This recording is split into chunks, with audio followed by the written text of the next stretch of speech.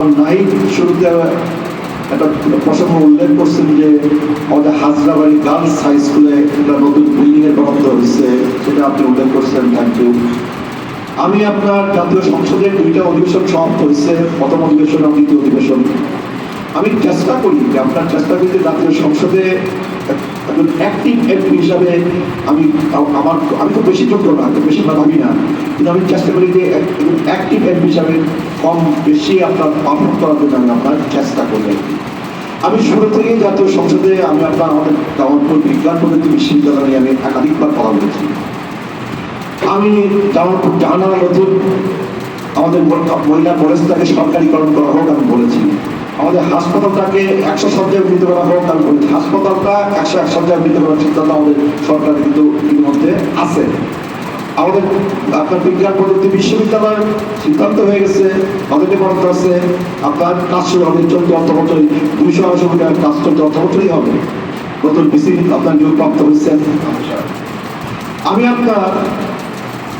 আপনার বিদ্যুৎ দূষণের কথা বলছি। অনেক হয়তো মনে করছেন যে এই লোকটাকে সরকারের জন্য বিরুদ্ধে এমপি, কিন্তু আমি মনে করি আমি জনস্বার্থের পক্ষে কথা বলার জন্য এমপি।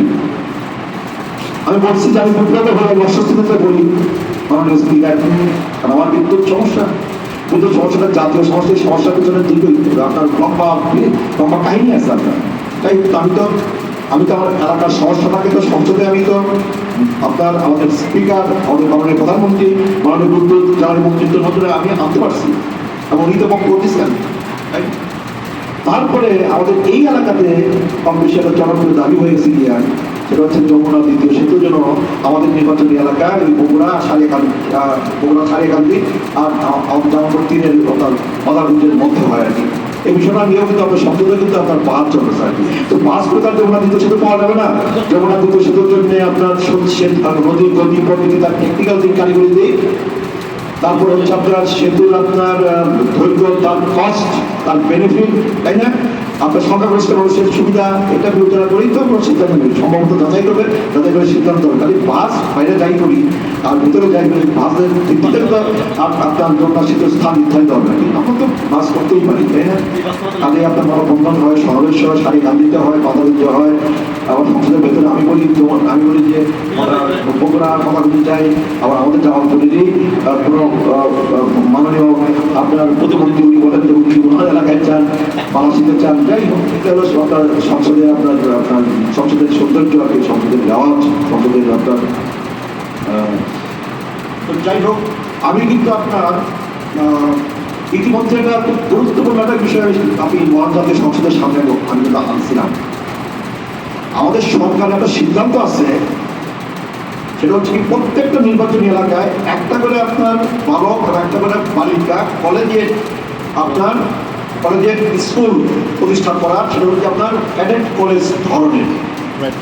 প্রথম আলো পত্রিকাতে একটা বড় রিপোর্ট ছাপা হয়েছিল আর কি, আপনার কেউ দেখছেন না?